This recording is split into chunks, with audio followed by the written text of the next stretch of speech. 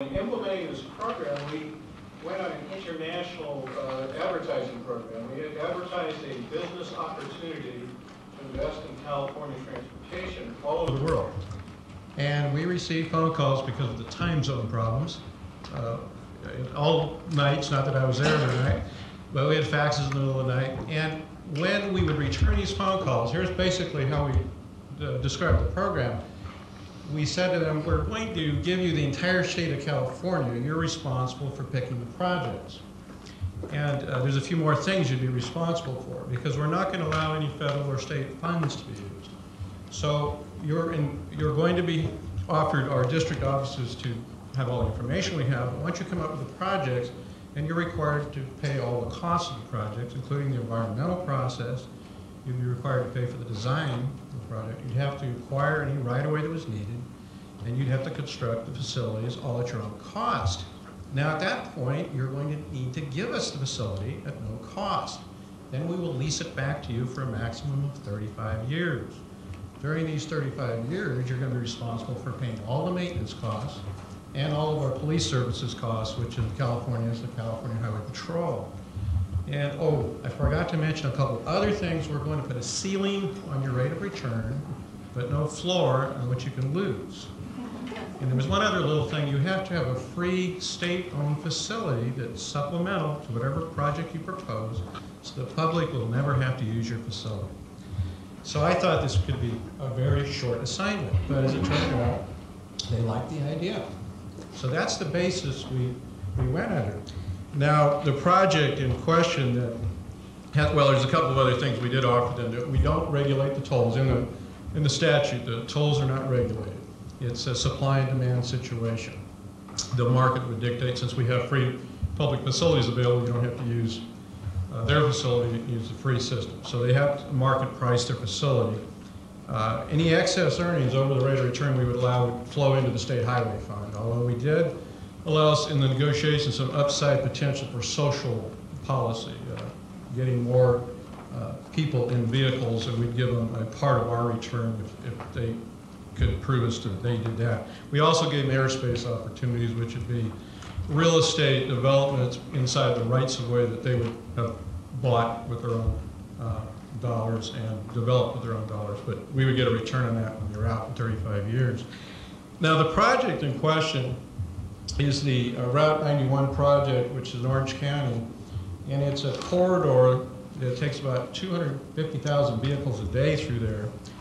And you have to envision an 8-lane freeway with a wide median. They propose to build a 4-lane tollway in the middle of an 8-lane freeway. They have constructed the facility. It's completely automated, electronic vehicle identification. You have to have a transponder to use the facility. You have congestion pricing. The price of the toll goes up and down during the day based on congestion. And believe me, that corridor is very congested, so they have an attractive alternative to the public. And in this particular case, HOV3s, 3 or more in a vehicle, are free on the tollway. So are disabled veterans, electric vehicles are free. So the private company has to make all their money on one person, 2 people in a vehicle. It's substantially reduced the traffic. We've got a few statistics on it. Right now, they have 133,000 transponders that are out. They have about 29, they're ramping up, they're still ramping up. 29,000 vehicles a day during the weekday, which is the commute days. They're taking about 11% of the total traffic, about 20% of peak hour traffic, and their vehicle average, because the HOV3s are free, 1.65 per vehicle are running through that corridor on weekday. Significance, it's of nationwide significance. We've had inquiries for the last several years from all over the United States as well as other locations in the world. It's a $126 million investment that they placed and gave to us, and we figure $120 million over 35 years is what they're going to have to pay in maintenance and CHP expenses. And replicability, it can be replicated in any state. Arizona, state of Washington, and Minnesota have passed statutes very similar to ours. Tom Down. I love the congestion pricing. I tried to explain it once to my constituents at a town meeting about Long Island Expressway, I must confess, without a lot of success. But I did like what you did here. But what I'm curious is, where else? You mentioned where it's replicable. But are there any projects being undertaken right now elsewhere in California and other places that do precisely what you've done here? And if so, where are they? Yeah, we have 3 other projects. One of them, known as State Route 125, that's at the U.S.-Mexican border near San Diego, is in the final stages of environmental clearance. When that is completed early next year and construction starts, that'll be about a $350 million project, all private capital again, no state or federal money. And that project will handle considerable traffic that's a result of the North American Free Trade Agreement coming out and going to Mexico. There are projects like this all over the world. Are they mostly roads? Roads and bridges. They tend to be roads, bridges, tunnels, typically.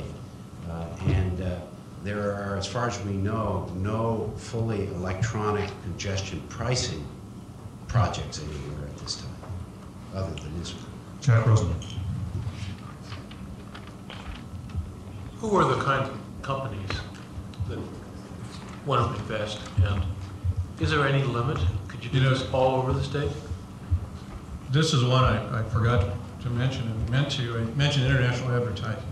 We have the French are involved in 3 of our 4 franchise agreements, both equity and their banks in France. In fact, the Route 91 is funded by two French banks, as well as equity investment by a company called Coffee Group. So we did attract the international interest. We did their expertise because they have some private toll roads of their own they operate, which we didn't have in the United States. This is the first one in the United States this way. So we knew we had to look for people who had experience in the field. So yeah, the investment is out there. If you've got an attractive project, they'll be there. Dick Hatch. Is there any downside that you see to this? Is this not a little like allowing Henry Ford to build a car and build a road also? Well, somebody once said that we have the government and the private sector mixed up, that the government ought to build the cars and the private sector ought to build the roads, and that we would probably do much better under that. There are some downsides from the standpoint of public concerns, concerns of labor unions, that this may mean that eventually some of this work that they've been doing as public officials would be taken away from them. One of the big advantages, of course, is that we get this tremendously rapid technology deployment, which is very slow on the government side, but very rapid on the private side. Because the private side, looking at the bottom line, always considers technology as a tool and not some sort of unique experiment that they're getting involved in. The government tends not to. The particular facility had to be built to all state standards. The design, the construction, and right-of-way acquisition, the maintenance is all according to Caltrans standards or exceeding it. They decided to build the 4 lanes higher than our standards because they're in for the maintenance for 35 years. Also, an innovative thing that came out of this is, whereas we hire our contractors, they bid, they get the project, they build it, and they're gone, is since their equity problem here, they're in it for 35 years, the contractors are taking equity interest in the property. So they have a reason to build a better product. So if that, I'm not sure if that was answering more of your question, but it's an advantage to have them do it as long as they do it to equal or exceed our standards. Luis DeGoss. What is the ceiling on the rate of return? 17, in this case, it's 17.25% after taxes. However, if they earn more than that, they have to share it with the government. And if they meet the social policy issues such as reduced fatalities, increased throughput in terms of the number of occupants per vehicle, and reduced cost of collection, then they can share up to another 6% with the government. Are they making it? At this point, they're not. They're only in their 2nd year. They've got a $126 million investment. As they ramp up, they're approaching about 0.8% of their debt service coverage at this time. They expect by December of next year to be at the break-even point, which is 1.2 debt service coverage by December. So they're still losing money. They're losing money because They're ramping up. They're not, when you say losing money, they made those provisions at the start for equity participation the first couple of years to draw down to the equity. So it's not that they're losing money that they didn't plan into their schedule. This is an answer to a question I don't understand.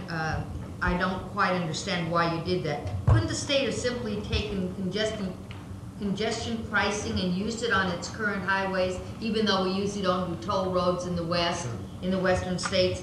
Why did you have to let the private sector build it in order to get the congested pricing and the automatic tolls and everything else? Couldn't the state have done that?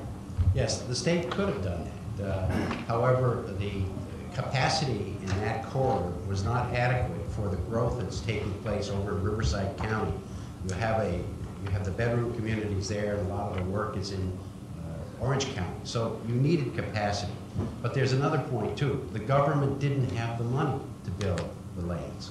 I wasn't talking about building lanes, I'm talking about putting congestion pricing on the very same lanes you already had in existence to change the flow. You couldn't do that. You could do that. You could put that on had we had the authority to do that. And that would have required, and it's a very controversial issue, and it's one of the reasons that working with the entrepreneurs is so good, because they will take technology like that and deploy it as rapidly as they possibly can, whereas the government requires all kinds of legislative approvals and local approvals in order to try something like that. However, now that the private sector has done it, the state of California is deploying the same technology on the Bay Bridges around San Francisco. Thank you. Time's over, but Jack, I wanted to ask, did you have one final